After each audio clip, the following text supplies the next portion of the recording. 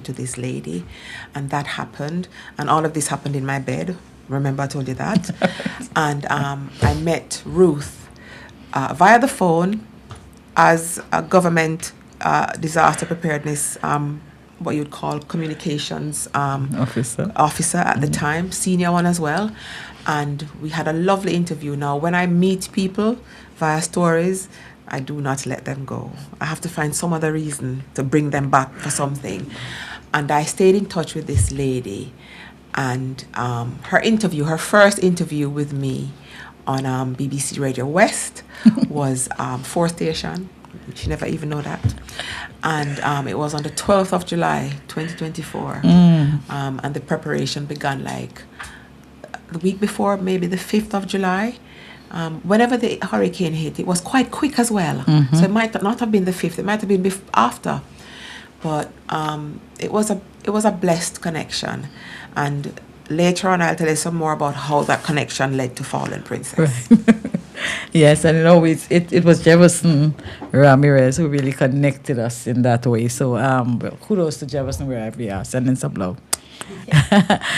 So I think the one of the things I wanted to say about Miss Granville, we call her Primi, Miss Prim, is that when the Fallen Prince, actually she and I like stayed in connection from July, and we prayed together, and we went. It was like a really kind of like Lego prayers, because she was at that point she was not mobile, and I see how she's here and she's walking, so I know that God had a hand in it, and we just kept in touch, just connecting and so on, and then one of the things that I really appreciated is that she did not know me. We've not met like physically, but the first time we connected on the phone is as if we know each other. And that might be because of her personality. That's the way she interacts with people. But sometimes as we talk about purpose, we see that God will connect us to different people in different seasons for different reasons. And I think when I told her later on in the year that I had this book, she didn't ask me much. She literally jumped in and just started to work. So we talk about that as the time goes on, because the story kind of juicy. Very juicy. Yes. Of course, and divine purpose and destiny. I say people come into your life sometimes for different seasons and for different assignments as God bring them into your life. And I think at this juncture, at the launch of this book, right, Miss Primrose, really facilitated the launch of the book in the U.S. And so tell us about that, how that went. So this launch started long before the launch last year. So I live in the UK, I live in the southwest of England. The police authority in the area that I live in is Avon and Somerset Constabulary Service. I volunteer with the police, and I've volunteered with them now since I think 2013 or 2012. I can't even remember. I think it was the end of the year for the London Olympics. And I volunteer because I have a vested interest in my community's safety. So I volunteer, and I have access to some seriously senior police spaces. And just before COVID, sorry, there was a big rise in the reporting of rape and serious sexual assault against women. The code name, Rosso. And there were meetings that I was sitting in, and we were exploring why Black women don't report these issues. One, nobody believes them. Main one, nobody believes them. And we're not just talking about loved ones, we're talking about police services. They're treated like, well, you must have called it on yourself, and that kind of stuff. And especially Black women. So I ended up in a room where something happened, and I was like, this is not how you treat this kind of thing. This is why Black women are not coming to you, because you assume that they'll be okay. And the then assistant chief constable sent me a long email, asked to meet with me, and we met, and she said, you're going to have to help us to get this out to communities. So I honestly can't remember the exact year. If I have the details, but I'm not going to go into it. But Right. it was before COVID. And so my interest in that was awakened. So remember, I didn't meet Ruth until Right. 2024. So I'm involved in this thing, and we don't have, Black women don't write these books. Caribbean women, African women, Asian women, Pacific women who are brown or Black don't write these books. It comes with stigma. It comes with disbelief. It comes with negative stigma, very, very negative, and feedback. And it comes with hate from your very own people. So it was not easy to find an exemplar anywhere to talk about it. And, you know, it's still going on. They had big conferences. They brought academics to come and do a great big research. And so Avon and Somerset Constabulary became the national UK police service to lead on the research, the addressing, the exploring of women, especially women of color, on rape and serious sexual assault. That then kind of morphed into Vogue, violence against women and girls, because it wasn't just grown women, it was girls as well. And that transformed. And somewhere between Rosso and Vogue and stuff, Beryl happened. And I was talking to Ruth, and she was telling me something about this book that she's writing. And let me tell you the one thing I've never forgotten. She said she went to a window. She had a dream one night, a vision, not a dream, a vision. This is the highlight of the dream. That's my medication alarm. It's not a phone call, sorry. So she had this vision, and she was led to this window. And I'm in her house now, and I've been looking through the window, but she was led to this window, and she saw a woman lying down in white dresses in the garden. And she's looking at them, and they're all lying down. And when she got to them, or when they turned over, I don't know if when you went to them, I think. Yeah, you went to them and you turned them over, and the pubic part of their white garments was red. And she said to herself, I really have to do this book. Yeah, whenever that window vision was, that is the window that started it. And I thought to myself, how am I going to get this woman to England? And the book was coming, and every time we spoke, the book is coming. And like anything that you're doing on your own of such magnitude, sometimes you need a whole lot more than the prayers. You need physical people, you need money, you need support, you need somebody to say to you, I know you have written a book that's angered many. Because it will anger people in some very high places. Because Vogue, violence against women and girls, is about fathers, brothers, uncles, bonus dads, mothers, bosses, close friends, people in high places. I'm an upper St. Andrew girl from Jamaica, you know, say certain things, all kinds of stuff. And I lied on one night. I said to myself, this woman works for the government. I wonder if she's going to lose her job. I actually thought that. Is she going to lose her job because of this? But she was going full speed ahead, and so was I. And then she said to me, oh, we're going to the US, or the book is coming out and I'm going to the US. And I said, come to England. Let's do a book launch here. And let me tell you something. If you think this is a joke or any of it is made up, I have all the messages and all the emails to show anybody. There's a community center in the St. Paul's area of Bristol. It's the most diverse part of Bristol. And I was interviewing them. They put out a poster saying that they give free spaces to anyone having an event for Black History Month. Black History Month in the UK is October. We get the longest Black History Month. And so I said, we need to bring this story to the radio, man. You can't just have this little story hide up among yourself, because we're very poor at telling our own stories. I'll say to you, oh, you crochet. No, we just little. No, you have this little station. No, it's a big deal. You have a station specific to your communities, and plenty of people don't know about it, and they'd want to. And we hide our stories. We're very good at hiding our stories, because so many friends look me in the eye and said, "No, I'm not coming on the radio." Okay, no problem. Or you're not doing this, and I'm thinking, do you know what you're missing out on? So I stalk people. There's no other way to describe it. That's what my editor calls it. I stalk people into submission. I tell them what their story can do. Because Rosso and all this work came out of a story that I shared.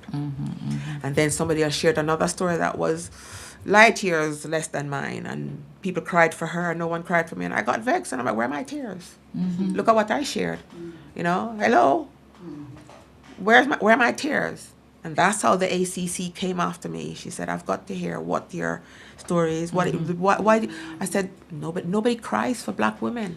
There are no tears for us, because we don't cry. We stoic, and we stand up strong, and we have to get over this, and we pray. All if you don't go to church, we pray. But no one sheds tears for us, because we're not seen as vulnerable or in need of TLC. Oh, cho, see, she gone to work, but they don't know what we're carrying in here. Right. Whether you're a victim, or you've helped a victim, or you are aware of a victim, you carry it in here, and it becomes this burden on your shoulders that you want to release, but you dare not say anything about it, because somebody going to tell you, you can't say that about my father. Right. You know who my father was? My father fought in World War II. Yes, And I'm like, look at me with my no nothing. I can't go against somebody who fought in World War II. Can't do that. My father is the CEO for so and so. I can't tell anybody what he did to me, or what he did to my friends that come to stay over. So before I go on to the community center, I'm not going to tell you the community center story just yet. Yes.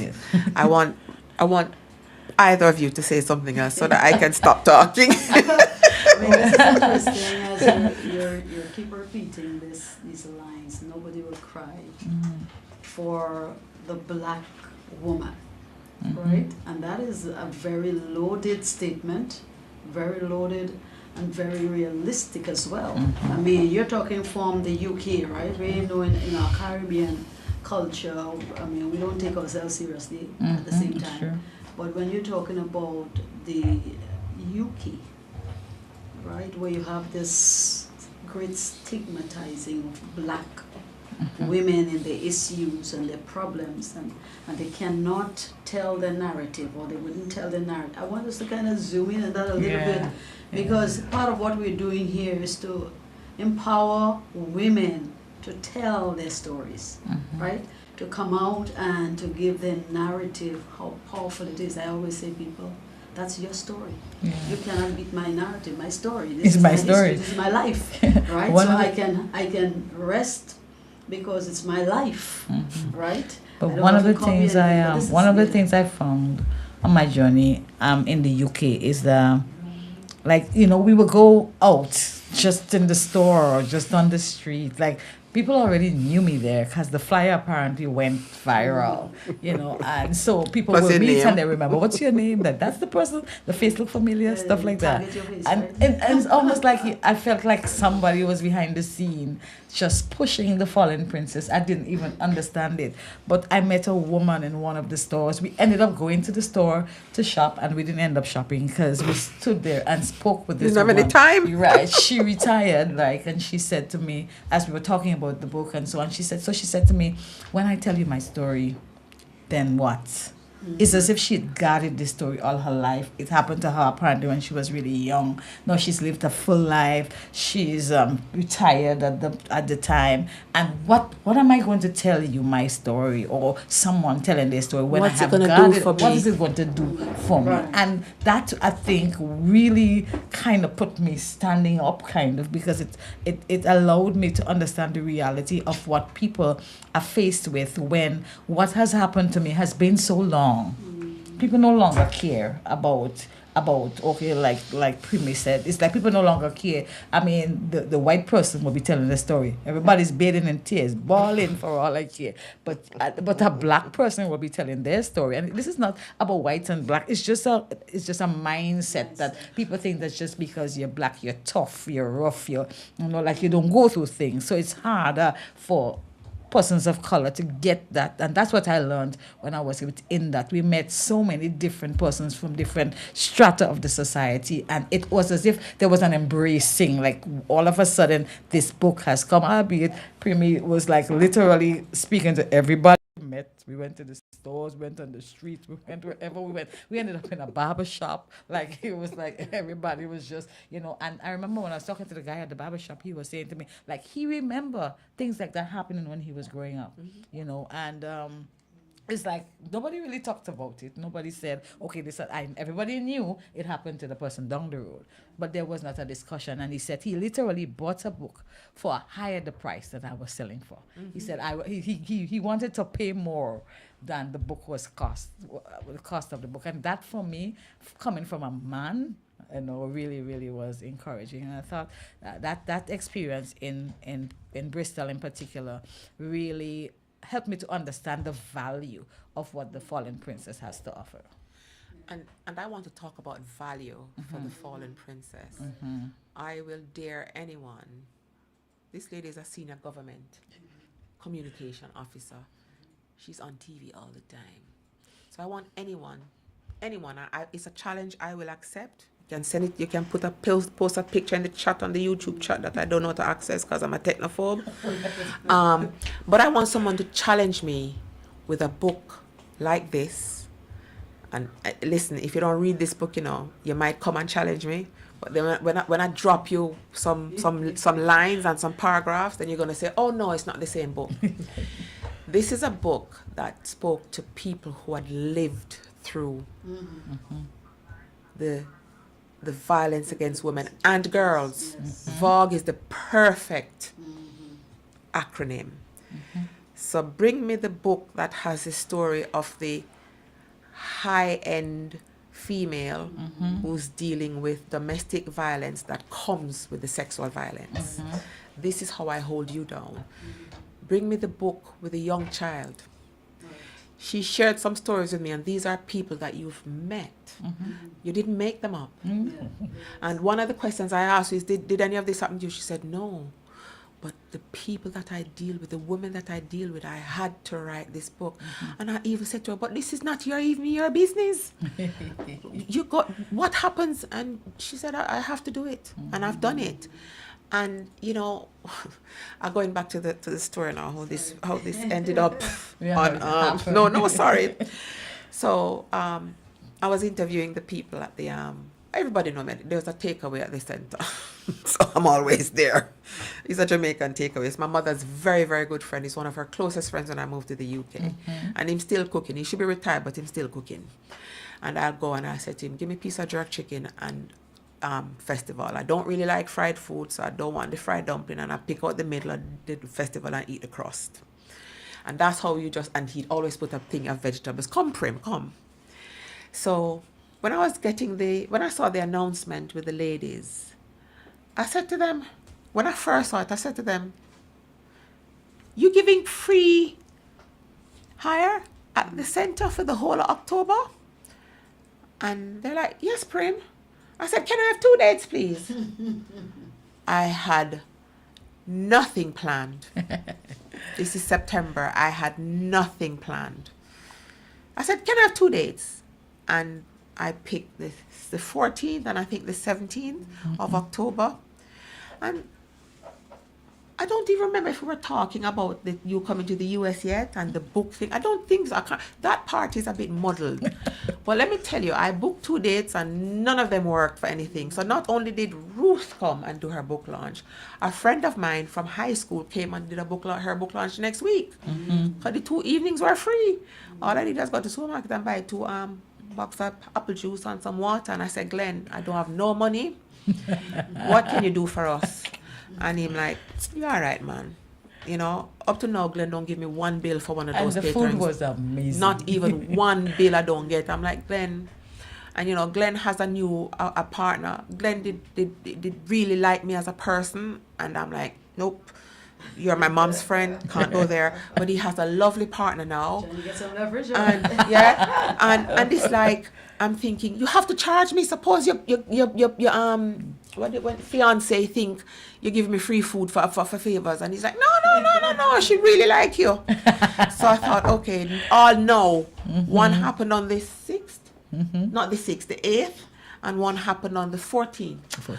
No invoice for no food, and we had tea, And the we food had all was kind of things, amazing. and the food was good. Jerk chicken. And So when she told me what time she was coming, and I'm like, oh Lord, when I have no date, because I thought it was going to be she could stay a bit longer. So I changed the 17th to the 8th, and the 14th stayed for my friend. And I think we put this thing together in like a week. yeah, it was like, trust me, it was like all a gone. week. Right.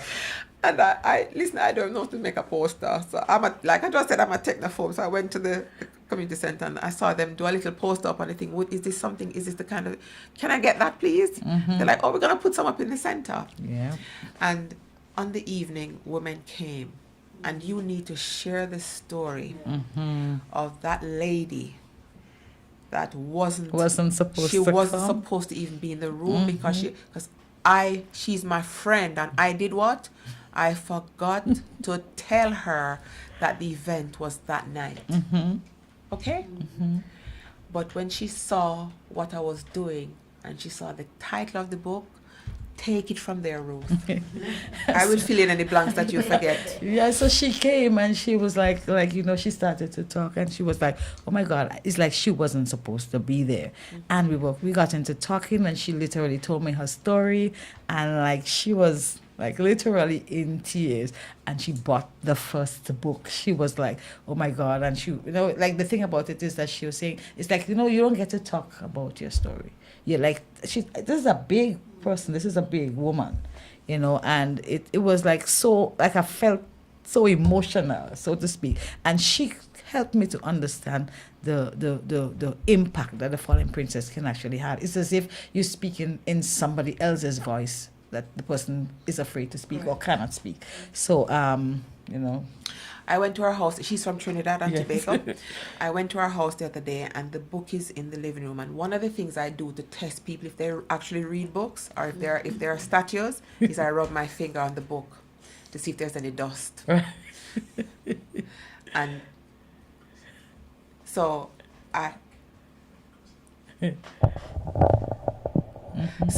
see, technophobe. Believe it or not, I'm a journalist. Somebody else does it. So I went and I said, why you have this book down here? She said, everybody that come in my house see this book. And I don't tell them why I have it there. Because this woman is like up there, seniority. I'm not going to say anything else. And she's like, I still can't say to ordinary people, I've told you, Prim, but I can't say to ordinary people why I'm reading this book. So I just said to them, oh, it's Prim friend book. And everybody like, oh, okay, it's Prim friend book. You're going to read that. But it's a case of she's still, even after sharing her story with Ruth, a total stranger. I tell you, the woman was not coming. She was going to visit a sickle cell. She works with people who live with sickle cell, so she was going to visit somebody about some needs or something. So she couldn't even cancel that. She walked in the rain, passed through, come to the center with her 25 pounds and said to me, can I have a book? And I'm like, why? And then she told Ruth. Yeah, it was such a... She just kind of mentioned it, and then she called me the night and she said, I have to sit down and talk to you about that. Now, let me tell you, this is a lady, you know, where sometimes when I'm lost with a cause, I just go, look here, we need to fix this. 2 minutes, it's fixed. And I'm thinking, whoa. I mean, confidence oozes out of every single pore, and yet she was living with this. And listen, she's not 25. She's closer to 65. And this is what happened. And then to see how broken she was just talking about the Just story. But for her, it's almost like it was like she never met me before, so it's not like if it's Primi or She was somebody she hugging knows. her. Like, and it's like it was so Something resonates. touching, and she was encouraging me, to she said, like like I needed to write something in it for her as well.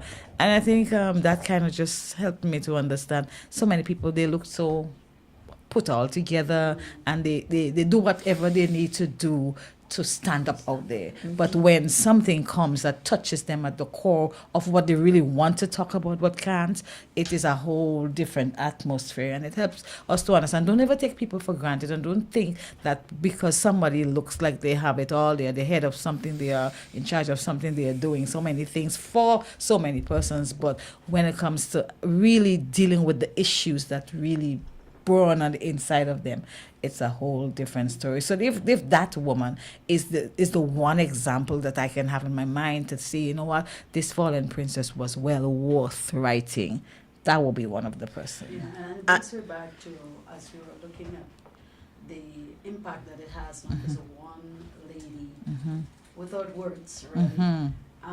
What else do you think that in the book itself, right, resonates with the audience in the UK, the people in the UK, because you're talking about the black community? What is it that is in the content of this book that resonates with the audience out there? So I have to state, it wasn't just one woman in the room, and there were Asians in the room. Yeah, so there were Caribbean, there were Asians, There were men. there were men. So you said it reaches across And it's like, demographics. and then over the next couple of days, people are calling me and saying to me, "What have you done, Prim?"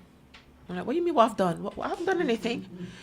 "Oh, you've made us buy this book, and we're reading it, and it's telling our story." Now listen, the women that were in that room, Heavy lifters. oh, everything that happens in our region, they're included.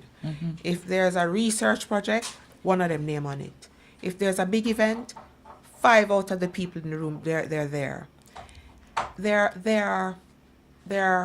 are senior managers in our local health service. There are senior managers in our local council. There are senior managers at banks, insurance companies. These are women, when me look at money, if you do something, I beg them. Yeah, they can help me to source money. So they're not, we have a saying in Jamaica, they're not pian pian. They are powerful women. And one of them is saying to me, "You must never share until I'm ready." I said, "You're going to be ready, and you're going to be ready before you're dead." Because God is going to take this off of your shoulders. These are women who lead church. These are women who are running organizations that look after people who are in need. We have a community feeding program. These are women who say, "Listen, we need £250 to buy this month's stuff." They're coming with the money. They've got it from somewhere, then collect it somewhere. And I'm thinking, you? And then you think this book is just about Black Caribbean women? No. Then I've met the white women. I've met the, or should I say, Northern European women. I'm not calling anybody by color tonight. Northern European women. Yeah, we have to And the explain, north, right? North, South, and East Asian women that I know are saying to me, "I heard about the book." "Oh, which book?" "You know the book?" "Oh, okay. I haven't got the money to buy it right now." There was one girl in particular. She's, and I'm gonna end up paying for her book. Okay. She is quite vulnerable, and we know she's a vulnerable person, and we know she's been to spaces, and we bring her back. But we didn't know what was the core cause of that journey that she kept going on. Because when you get any man telling you you're not worth it, and I can treat you like a little dirty rag doll, then you're not worth it. And you will consistently tell yourself, you're not worth it. You're nobody. You're not even worth an engagement ring, but you're worth lots of other rings. Now I will tie you down in chains that are invisible, but they're rings that you're going to be living by. I will I will mess up your brain. And those women are out there, messed up brains, and they're putting on the hot suit, the Chanel suits and the Calvin Klein suits, and they're driving the flashiest cars. And when they go to the gas station, they don't even look at what they're pumping; they're just paying. And they live in beautiful homes, and some of them have nice husbands that they're living with that ain't so nice behind closed doors. Yeah. My story is quite like that. It was abuse, but it wasn't sexual abuse, it was mental abuse. I had an accident and lost everything. And thankfully, the marriage too. And I promise you, it's thankfully. Thankfully.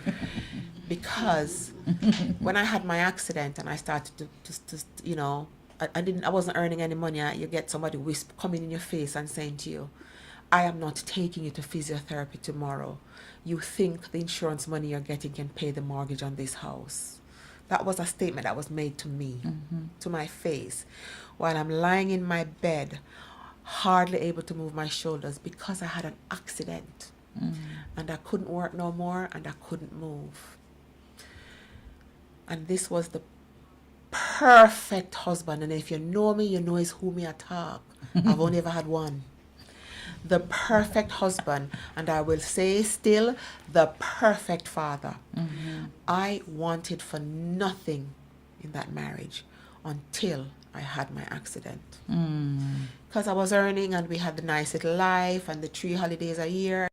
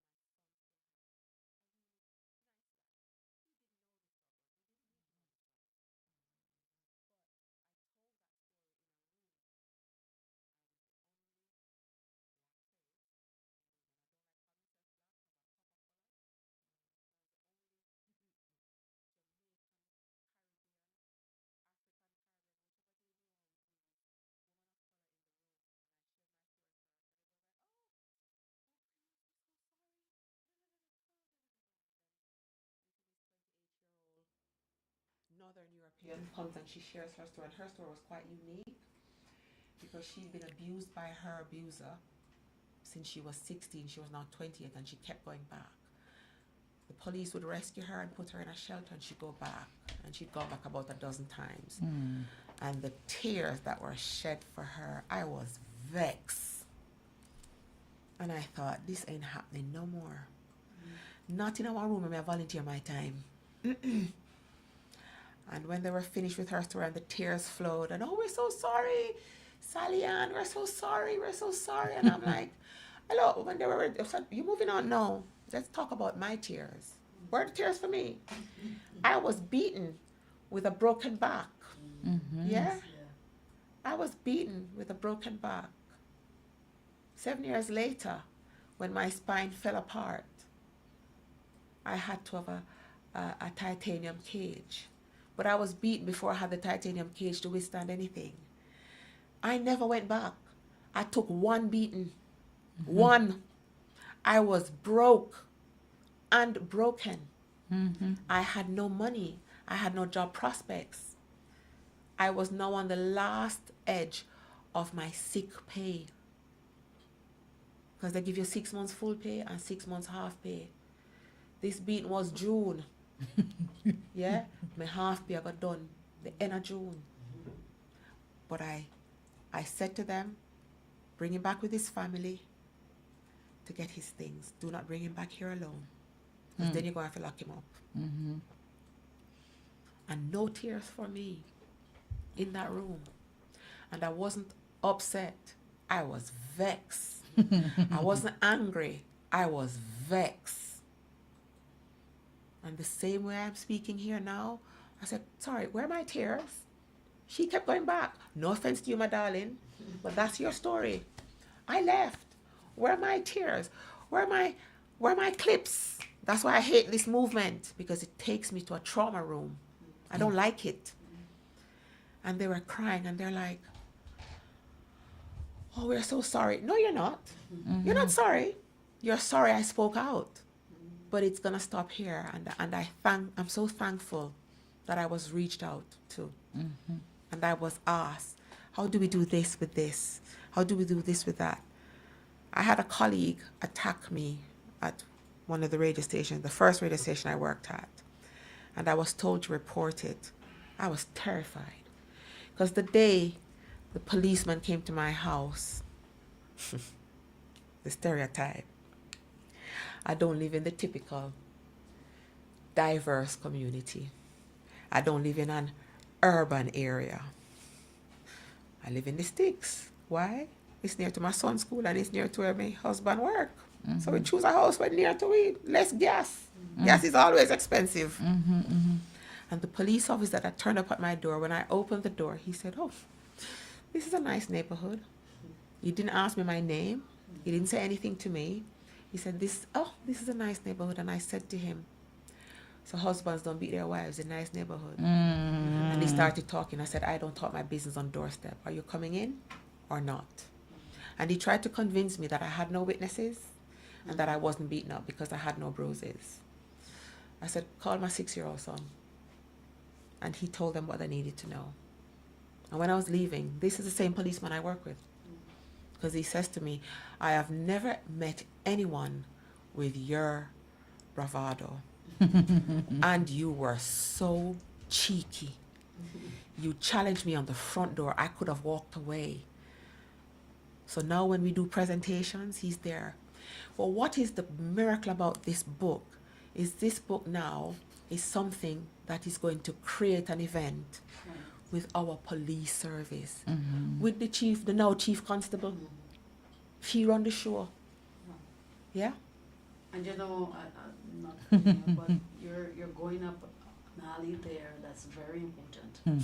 Because now we've had like a couple of incidents in the recent times where we had women literally lost their lives. Okay? Last week. Yes, due to, violence of the nature that you're explaining. And one of the things that we did in our church is that we brought one of the officers, right, to come. He's an investigator, to come and help us to understand what a rape is.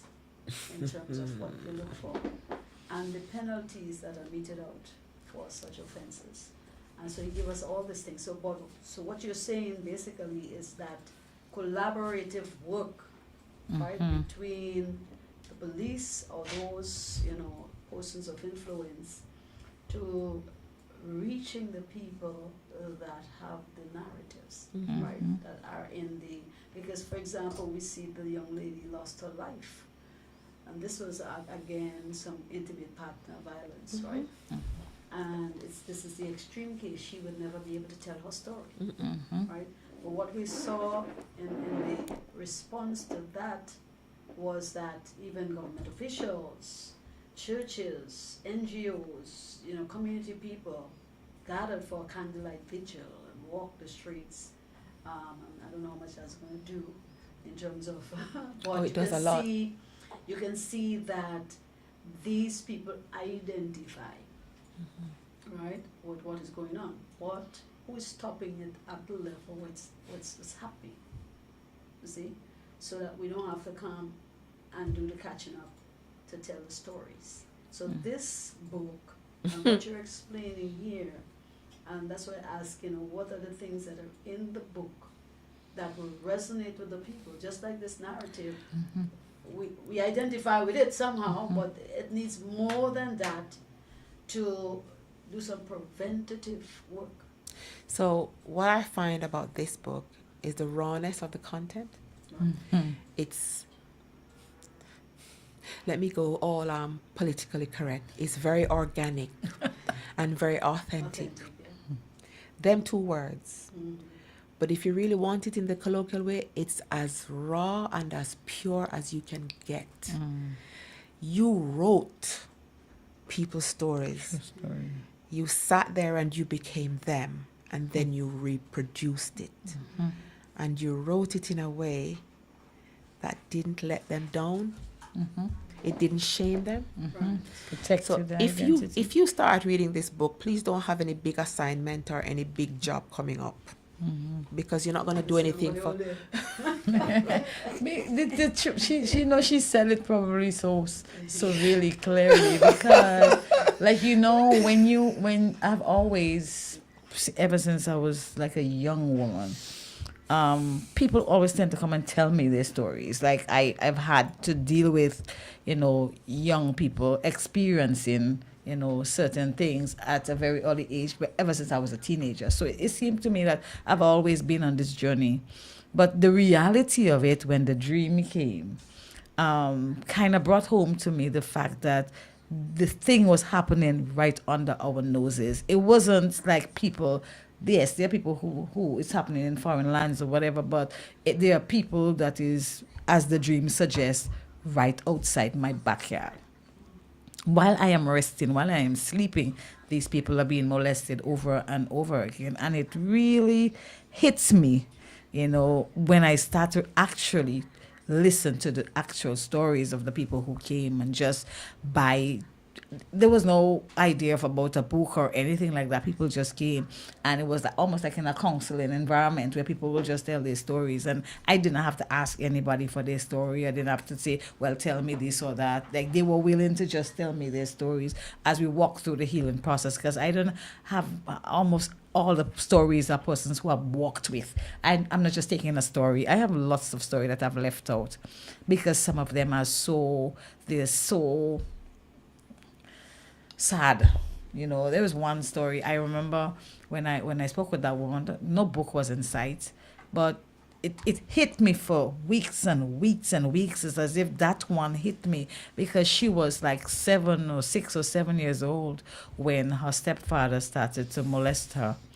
And she said until she was 14, every single day, from Monday to Sunday, her stepfather raped her every single day for 7 or 8 years. And I asked her, well, where was your mother? When she's coming from school, her mother is going into the rum shop to gamble. And it's as if she knew, because she must have known. She said she would go to school sometimes and the children will laugh at her because she smelled a kind of a way. And she didn't know how to, that really had another separate effect upon her. And there were times when she thought she was going mad. In fact, she went to the mental hospital over and over again until she met me and realized that she did not, like, I had to convince her she was not crazy. It was not a mental issue. It was just the trauma that had overwhelmed her. You imagine a little child, and she said the man was a big man, like a big man, So that for me was the horror. If there was one story that really horrified me, because I cannot imagine every single day for 7 years a child has to go through that. Like I'm thinking about it right now, it's making me well up. But this is not far-fetched. This is not an isolated case. This might be the case of so many other people or young persons, sometimes even earlier. So who's going to stand up for them? Who's going to say, well, no, Dad, you can't do that? Who is going to say, well, this is not okay? And who's going to tell her? Then I didn't do anything wrong. She felt like she wasn't able to have good relationships. Like up to this day, she doesn't even want to have, although she has 2 children, she doesn't even want to have a relationship with any man. And it's like her life when she couldn't sleep. She went through a process where she didn't sleep for weeks at a time. It's almost that she couldn't sleep, like sleep just never came. And I guess that's where the mental issues came up, and that's where she was having extreme, anxiety and all of that stuff. This is not something that you say something happened to someone and they're making a big deal of it. This is the reality of people's lives. And for some people, it's an everyday reality. So we could pretend that it doesn't happen, and the person whom it happened to, they don't want to talk about it, but it is happening right under our noses. And until we come to the point where we can wake up and say, you know what, this has happened to me. It takes a lot to bring some people to that reality because they already live in their comfortable life. They want other people to know.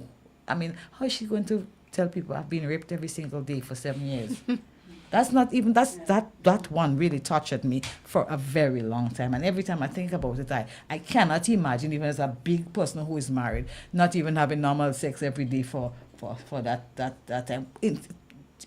To have a child having to experience rough, this kind of a way. It's like, this is not a joke. This is not a joke. It is a serious reality for many persons. And we see persons having issues, mental issues, anxieties, panic attacks, all kinds of stuff.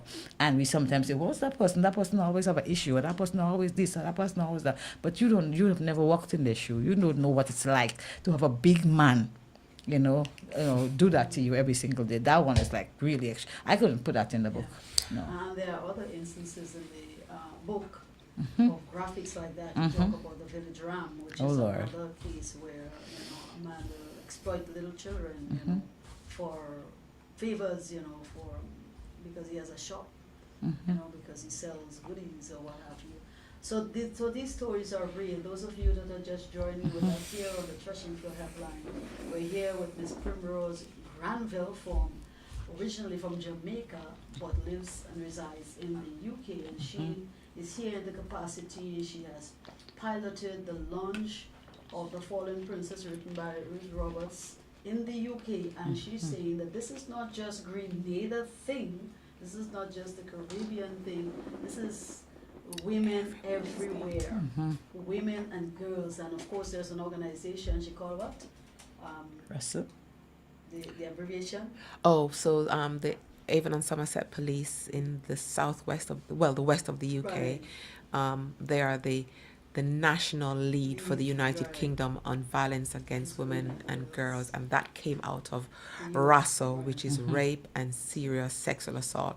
When that acronym came out, people were vexed. No, they weren't vexed. Their noses were put out of joint. How could you come up? I don't even know where the joint is. But it was classed as a gathering of words to frighten people. Because what? Rape and serious sexual assault don't happen. The other shock in the book that you haven't talked about, men. Men. I was actually waiting for because I mean the dream It starts. happens The to dream women as started well. with women, Yeah. but I was very much surprised by the frequency, or how often men also, and it is even more difficult for men to speak about it than it is for women in a manner of speaking, Right. because even while we were at the St. Paul Community Center in Bristol, we went out on the block, so to speak, and we were chatting with the guys. And we're telling them, well, we have a launch if they want to come in and stuff like that. And one of the guys was saying, it's like, was like, police don't believe us. The police don't believe us. And he gave a story. He gave a story about one of his friends who were raped by a woman. And when he went to the police station, They the laughed at police laughed at him. And the police actually told him, well, go bring that woman that raped you. Like he wanted, the police was saying, let her come and rip me, like as if it was a kind of joke. And then we started to talk about it with them, and that was the sentiment. It's like it's okay for women to come and bawl before the police station, and the police will come knocking on the men's door. But what happens when a man is raped? I mean, is it possible for a woman to rape a man? You know what I'm saying? And that is the reality of it. And some of them have been raped when they're very, very young.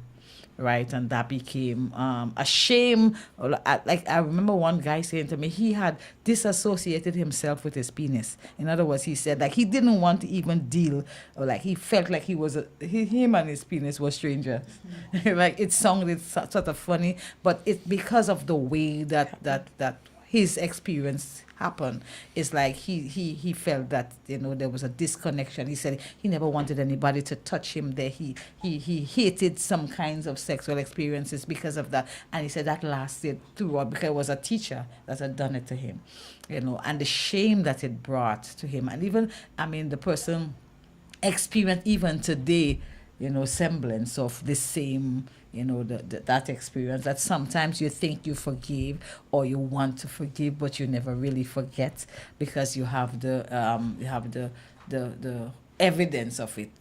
I mean, really living with you for a lifetime. So that was a big deal, and the attitude of the community towards rape when it comes to men, because traditionally you will think that it's a man who does the raping, but a lot of men have been raped, is being raped, and a lot of boys, right, even same sex, they are being bullied into having same sex relationships, and a lot is going on. I'm telling you, a lot is going I read on. somewhere, I don't know if I read it or I heard it somewhere, that it says it's even more dangerous to rape a man than a woman, because men cannot have sex multiple times. I mean, in the same, some do, because you have to wait for Right, yeah. erection and all of that. But sometimes it's even more dangerous. I'm not sure how. I'm not sure about the science of it. It's something to think about as well, because why they think they're the master of it, they're actually not the master of it. Yeah, as you see, rape is about power, you see. Yeah. So whenever a man is raped, it has a different psychological effect, because men are supposed to be, the leaders of the him, the more powerful, the stronger. So when a woman can rape a man, it's as if she has literally subdued him into nothingness. Right. And that brings a different psychological impact on the men than it does on the woman. At the same time, it's like it emasculates them. Yeah.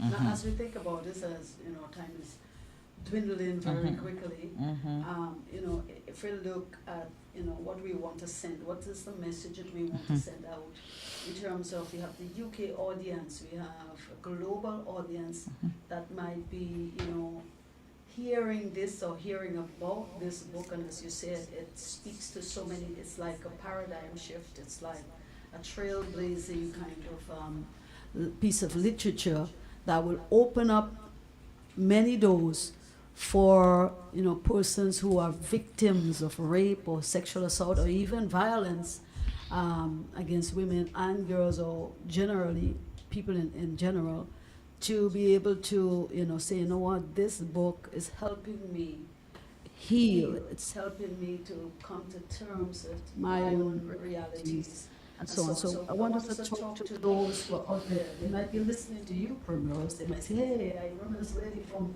St. Paul's Community Center, who has been championing this book, and she's really serious because this book is a catalyst for change. What are we saying to them? How can they get it in the U.S. maybe? But what are we saying to them through this book? Well, I will tell you another truth. This is the first book launch I ever did. People always say to me, "Why don't you do book launches?" That's a trailblazer for you. That's a trailblazer. But I tell you, I'm going to describe this book in some language that some people might put their noses out of joint. This book is an attack on the perfect social existence we have. We have good daddies and we have good mommies because mommies rape their sons too. Mm-hmm. They rape. We have good wives. We've got good stepmothers, bonus moms. We've got good people out there in the world because they go and work in hospitals, schools, prisons. Let's not even talk about what happens in prisons. We can't even go there. But if you think nothing like this happens on your street, let me wake you up. Let me just wake you up. I know of a street right now. It's not my street, but it's my friend's street. And when she told me the house where stuff like this was happening, I was like, you mean? I'm not going to list the job. And she's like, yes. And I'm like, that's a senior leader of a clinic that I have to go to all the time. Yeah, it's been kept quiet. But yeah. We're talking about So we're talking crabs in the hole. There you go. So we're talking about a book. It will put an attack on your image of your perfect world. I used to believe in a perfect world. I definitely did, because I had what I would call a okay little life. We never like our parents got to make us do things we don't want to do. But I would say that I had a nice enough life. I still have a nice life. And so to have something happen that shakes the foundation of your perfect little nice life, and then you think about what happens to a seven. I can't even say it without not breaking. It's like I've had classmates come and share with me now as we plan our 40th anniversary reunion. Tell me about stuff that when I was talking about it, and I'm like, you with your perfect family. Me used to sit down under the tree and wish me did have a mother and father drive through the school ground like you and drop you off, and then go drop off your perfect brother at his school. And you have these perfect images. Get this book to start dismantling the dream that you live in. Because we're living in a very, very, very sad world. It's not even evil. It is people who are so damaged, so hurt, that they do not know how not to damage and hurt someone else. We're living with that. And some of these people are in some offices that you cannot believe that they were in those offices, but they're in there. You need to go and get this book. The first 3 pages, you'll be like, oh, was I supposed to cook today? oh, the children, I don't want fast food. Because you don't want to stop.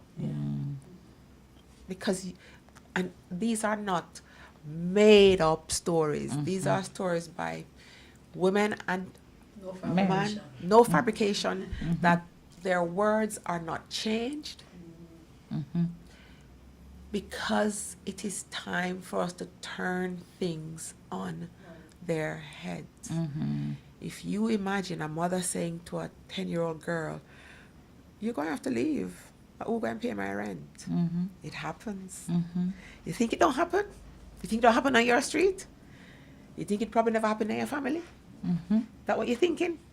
We're here to tell you, read this book and see where it happens, how it happens, and the fact that it does happen.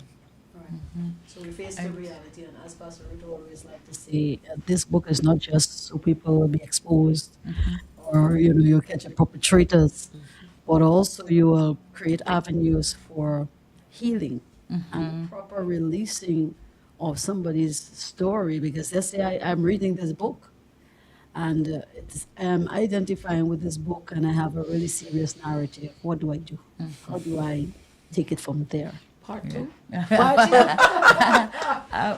want to say that, part of the tagline is breaking the silence. So is Fallen Princess breaking the silence. And when it comes to, I want to say to Lady Prim on my side, thank you for becoming a voice for us. And when she started to advocate, she had not read the book as yet, I didn't have one. It's almost like she knew exactly how to advocate without having read it. She only got one when we got up there. And I want to thank the people of Bristol in a special way. I felt as if I was at home. I felt like people embraced it. They didn't think about, oh my God, we're getting a book, it's so expensive, whatever. None of that. I remember going to a book launch for this gentleman, and we went to the launch just to support, and it was as if it was my book launch. It's like his book was not as much price and his as book mine. was £15 cheaper. And his daughter was saying, "There's I have to get this book." He said, "Go into the kitty from his book sale to buy one of my books." You see, that just went a different way for me. And the people on the street, whether they were in the barber shop, in the store, we were just walking along and people kind of knew. And especially, in the rain. Yes. One night, and it was cold. Yes, a lady coming from the supermarket, and we talked to her about the book. It was really something. And also Mr. Glenn, who really cooked up the storm, and I really want to say thanks to him as well. And to and St. Paul's Learning the Center. St. Paul's Learning Center. We also have a St. Paul's community center, but it's as if they were they promoted and promoted. My picture was all over the place when I got there, so that was a really good experience. So you could go out. In fact, the book was launched internationally before it was actually launched in Grenada, and that wasn't even all this big plan. It was just God putting the right people in the right place. Thank you, Primi. Thank you for believing in the project. She treated it as if it was actually her own. We got to meet her for the first time, and everybody she knew we met, and the policewoman we met at the BBC. It was really, really, even the staff at the BBC. It was really, really something awesome. And so kudos to Kevin. Yes. Right? And Yes. to the Big up Kevin Philemon. Big up Kevin. And to the policewoman we met. Maz. It's like she Maz. was amazing, Maz. So we want to thank all of them. We'll be going back Yes. sometime soon, because they said we must get you back to Bristol. God help us. It And will happen. It's gonna happen. So even as we continue to talk about the Fallen Princess, and to help us to walk people through the healing process, I know that Can I show the people something yes. on the book cover? Yes, ma'am. If you look, it's thorns. Mm-hmm. It's thorns across the page. There's a reason for that illustration. Mm-hmm. And your crown does not belong on the ground. It's time Mm-hmm. to take away these thorns and put the crown where it belongs. Mm-hmm. And only you can do it. Yeah. Break We've the done silence. everything. Mm-hmm. You need to do it. Mm-hmm. Thank you so much. So again, thanks to all in the UK. Mm-hmm. It's The amazing. launch of this book and get the word out there. And of course, those who helped in one way or the other, we are so extremely grateful for that. And we are grateful for Miss Primrose for being here. I almost think is she write the book, Yeah, I'm telling you. I was listening to her. At the launch, and I was like, So this passionate, woman. about this. It's just And this amazing. is I'm so beautiful thankful. to see, that you can own something like this, even if it's not yours. Mm-hmm. You have penned it yourself, but you believe in the cause. And so we really appreciate you coming and sharing with us, as we wrap this. We trust that we should have had more time with you, or maybe a second segment, maybe, because you have so much to encourage Bishop, us. can I in give terms a of this. joke? Go ahead, yes. It's last night I know about this interview. Well, thank God you didn't know, right? you're natural. It's You're good. It's natural. good. And of course, Yeah. it's not, you don't have to make up anything. Like, this is No. what happened. So Yeah, we're yeah, just yeah, yeah. No lies relating what I told. said. Yeah. And No so, lies told. we see this in a bigger light. We see, and I was thinking now, somebody was sharing a little book that they have created now, means something to do with children and abortion. And the title of the book was Abortion is Everything. And they said this book is available in barbershops and wherever else. And this is coming out, mind you, by this culture of comprehensive sexuality. So we know it's not good. But why is the princes, the fallen princes, in the barbershops, in the salons, in hospitals, wherever else? We used to have before the Gideon Bible everywhere. This book needs to get everywhere, right? So Yeah, people and I can think we read. started the read process this, because you I know. know Mr. Buckmeyer from Legal Aid. He said we got to have this. Yes, book, they you have know, to we have, got to especially this book. legally. Yeah, so Yes, he said because- bring some books Yeah. at Legal Because Aid. I do a Yeah. lot of work in terms of what you're talking about, women's rights before me, women and girl, champion the body of Christ, to take these matters seriously, the psychosocial care of the membership very seriously. So I know how this book could be a catalyst for change, and it could even become a curriculum somewhere in some university or what have you. I'm not sure if it could bring it in schools yet, Hold but that thought. Yeah, Pray, I over, know, pray over right? that thought, we'll Bishop. have to, we'll have to see that. Yeah. But this is not just for an individual somewhere to just take and read. This is something that needs to happen across. I literally give my daughter one to read it as well. So No dust growing on it. Yeah, No and, dust, and no you dust. see, it's kind of be read like of a novel. Not a It's story, almost yeah. like a it's like a It's a like guidebook. yeah, Yes. it's, And yeah. you have to reference it. it. Dog Yeah. eared Yeah. and tear up to and go back and again. Yeah. Yeah. Of it, Yeah, yeah. So as we wrap up, But we've oh, had really strong support Yes, because I even follow from it. like ministers and different Yes. people, pastors, And even, yes, even government the Christian ministers and yes, so on. We've embraced had it, and we thank really God for strong that. support. That's very powerful. Yes, you know? yes. But we have to do a lot more, A lot more, in yeah. terms of the churches. We have to bring this more to the churches. I mean, when you have good material and good stuff, you have to promote it because there's a lot of craziness happening. People are writing everything. Yeah. But when you have really good books, if you sneeze, somebody write a book on that. But Bestseller. and a bestseller. They're 12. So, as I say, this is going to be a bestseller. So we believe in that. Any Grab a final hold of words, that. any closing words? Somebody's out there, they're listening to this, they're taking this in. Maybe long after we finish this interview, we finish this program, somebody's going to go back and click on that YouTube channel, pull up that video and say, you know what, these people are talking about something very important. What do we say to somebody out there? Let's give them some hope. Let's give them some encouragement. You get the last word. Your book stand, your shop, your online store, get in touch. There's information that's going out about how to get in touch and how to get hold of this book. You need to get it. No book with no dust. They must look new and pristine. You must have dog ears and highlighter markings that says this You is get the to part read that's. the scriptures. There you go. Over to you, Ruth. Last Thank you. words. So if you need the book, we can get it to you. 417-8112 is my number, and you can just call me. We will find a way to get it to you. And again, we want to say thank you to all of those who've supported. We're looking for the churches are actually calling on us, so we are putting some plans in place. We've already started with some of the young people, the churches. We have like a kind of connection with people who read, so that, for instance, we have a Monday night with some people who have read the book. We go through the process. If they have questions, if they have whatever, a discussion, it's really rich and exciting. So The Fallen Princess, Bound Only by Silence, Breaking the Chains of Sexual Violence, available. If you're overseas, it's available on Amazon, but you can call me on 417-8112 and you can get your copy today. Of course, you must get a copy of this book for your aunt, your uncle, some significant other. You need to get this book. But we do not like to close except we pray. We do not like to close.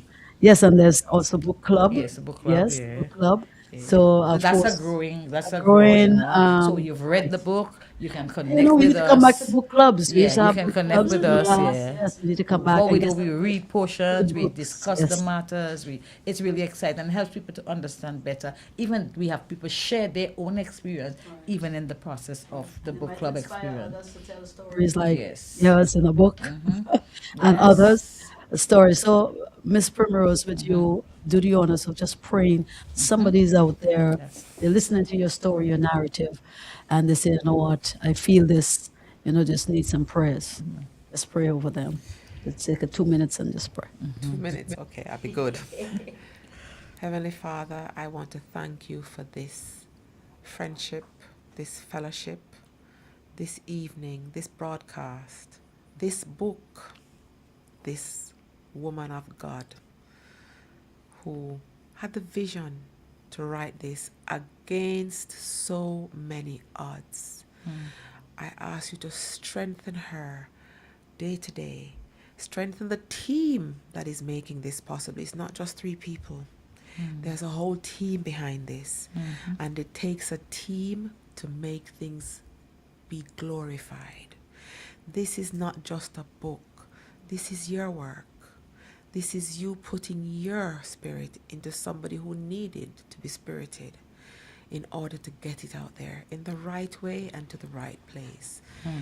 I pray for Bishop that she'll continue to host this weekly event, this weekly broadcast, so that people can become aware. This is how we're becoming aware now. The big media houses they don't want to do this. And you've strengthened people and you've given people their broadcast. Community radio is powerful. Community radio is powerful. It's like your word, God, because you're giving communities that didn't have any power before to speak in a way that they can be listened to and it can be shared. I ask you to bless and keep this radio station so that it continues to grow and multiply to the point where they can have a branch in the UK and the USA and the rest of the Caribbean and anywhere else that people listen to radio. Radio is now replacing TV, God, because people are tired. And we ask you to keep us strengthened as we do these things. And we ask these things, God, in your precious Son and Spirit's name. In Jesus' name, amen. Amen. Amen. Somebody Amen. to activate that prayer. Amen. And Hope we FM, thank you UK again branch. for joining us. Yes. Those of you who are listening to us, even from the UK, across the world, we thank you for joining us. No, we cannot leave again without bigging up the intercall games, and we get a little bit because Jamaica is the Yes. horse. She says one of the things When she it comes has to do. athletics, so And I don't next know, week maybe is we can theirs. translate that. But say something to the students that are in the athletic games happening now, in the court is happening now from Jamaica. She call herself Maybe an with the athletic Jamaica fanatic. twang. I am an athletics tetes, and let me give you 2 things that you're going to resonate with. I watched Usain Bolt win his first gold medal as a child or as a youngster. I watched Kirani James win his first gold medal as a youngster in the stadium in Jamaica.